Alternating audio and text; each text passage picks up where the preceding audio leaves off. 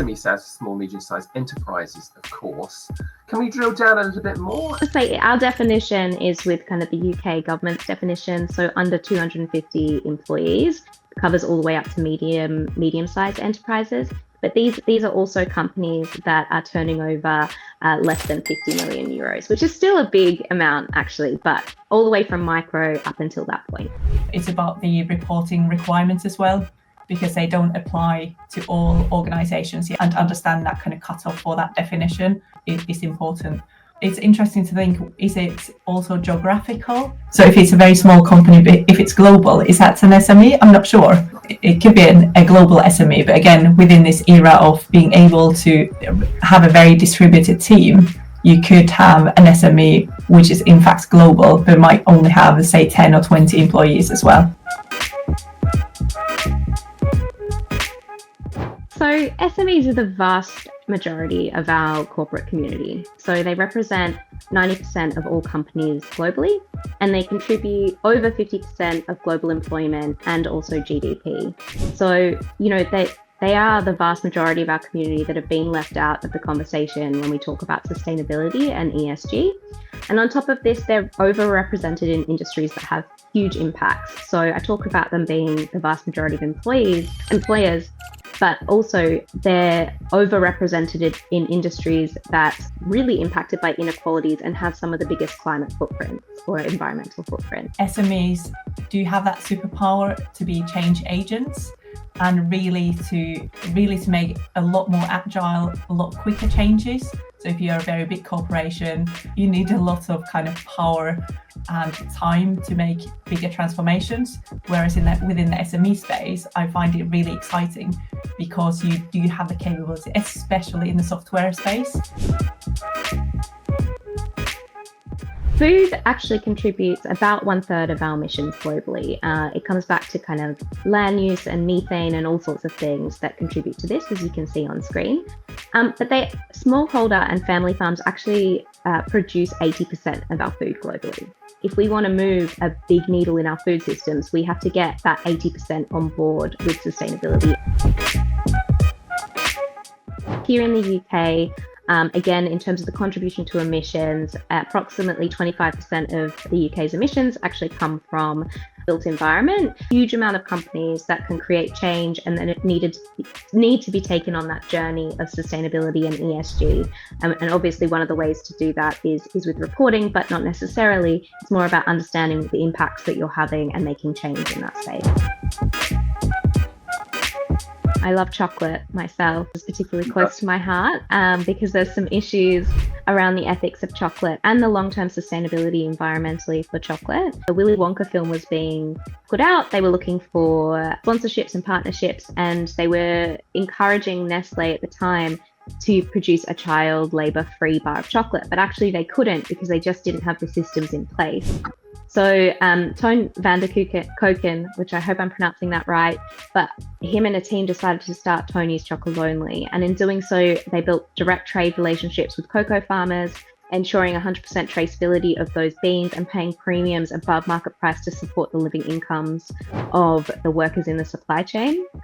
And this initiative they've actually opened, and anyone can go on and have a look. It's called Tony's Open Chain, and that's encouraged really big chocolate retailers like Aldi to get on board. And actually there's 14 different participants now. And Tony's was an SME, right? But now they're over $150 million USD per year that they bring in. So they are an example of where they've created a lot of change in the industry.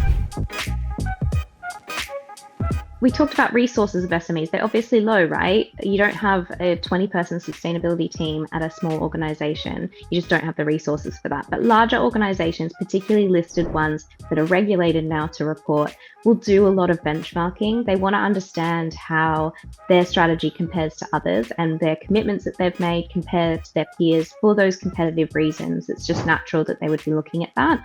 So if you're an innovator and a change maker, they're going to have a look at you and go, oh, we should probably do something in that space. Regenerative agriculture wasn't a term that was used maybe 4 years ago a lot by the mainstream. Now you'll see it in every single major food producer. They were doing something about that. So that's a really good example of how the ripple effects of the change go through the larger organization. I think it's the same effects in whether it's food production or software. I see when one company starts to do something in the industry, they kind of leading the way and they can make it a change.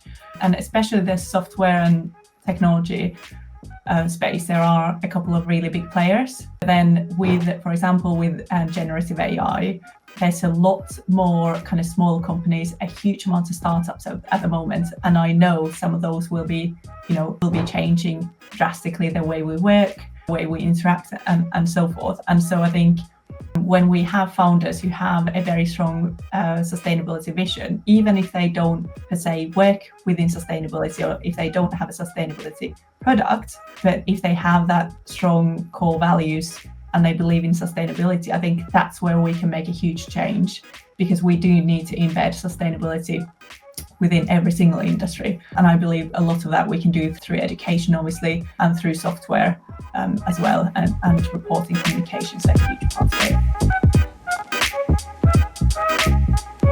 So this is a US-based company. They're actually not an SME now. They've got 325 employees, but they obviously were, and they're a 150 years old family-owned business, right?